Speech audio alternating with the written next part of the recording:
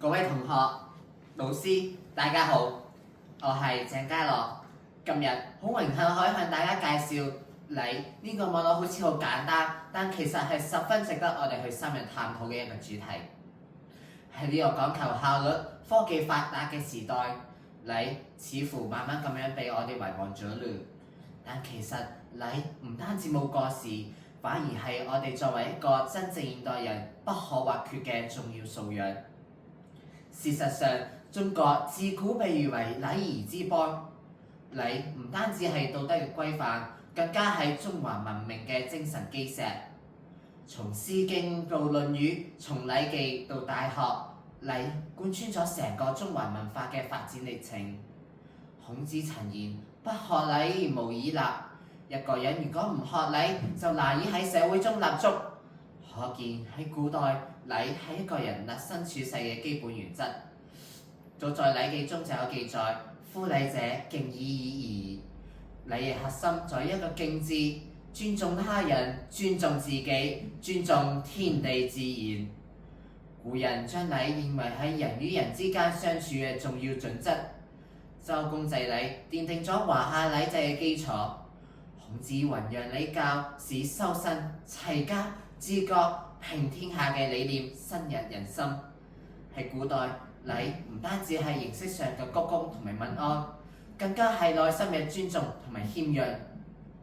從古至今，一個國家嘅強盛都離不開禮嘅支撐。古代嘅周禮同埋唐禮，無不體現出禮對於國家治理嘅重要性。左傳有云：國之四維，禮嚴廉恥，四維不張，國乃滅亡。禮係國家穩定嘅精神基石。良好嘅禮儀制度能夠提高民族嘅自豪感，促進社會和諧公正。當今社會，國家倡導社會主義核心價值觀，當中文明、和諧、敬業、友善呢啲都同禮息息相關。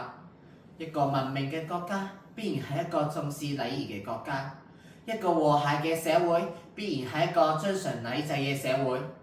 此外，近年嚟隨住中國國際影響力嘅提升，越來越多嘅外國人嚟到中國學習同埋工作，佢哋都感嘆到中國人熱情好客，講求禮節，令人敬佩。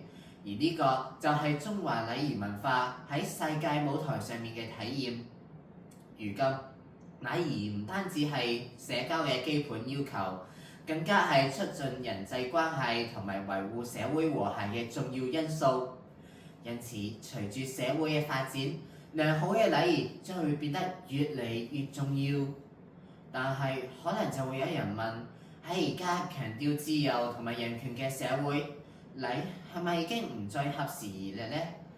當然唔係啦。雖然而家社會強調自由同埋個人權利，但係自由唔等於可以肆意妄為，表達自我亦都唔代表可以忽略他人。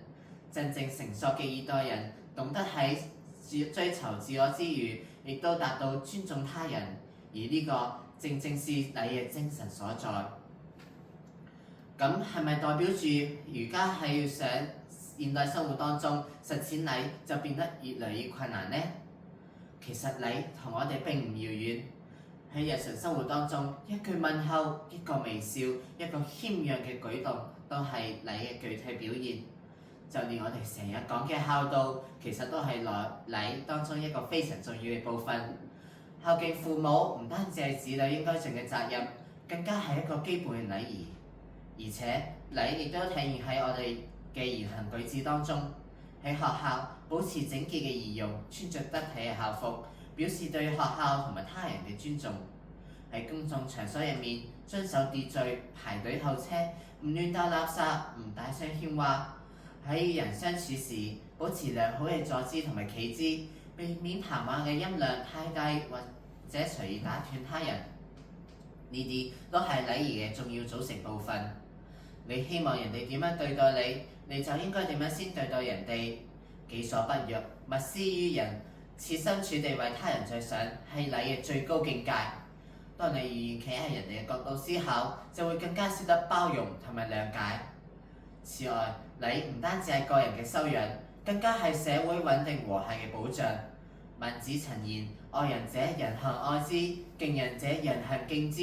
喺生活入面，我哋難免會遇到唔同嘅意見同埋衝突，我哋要學識企喺人哋嘅立場去思考問題，理解佢哋嘅感受。無論係同學、老師定係屋企人，佢哋都有自己嘅觀點同埋諗法。即使我哋唔認同，亦都要以開放嘅心態去聆聽同埋理解。禮係中華文化嘅瑰寶，係個人修養嘅標尺，係社會和諧嘅紐帶，更加係國家強盛嘅基石。禮唔係古辦規矩，而係生活中每一個細緻嘅體驗，係我哋與人相處嘅一種態度。只要你喺日常生活當中多一啲尊重，多一啲體諒，多一啲謙讓，成個社會將會變得更加和諧，更加美好。讓我哋從自身做起，從細做起，共同建立一個文明、和諧、美好嘅社會。多謝大家。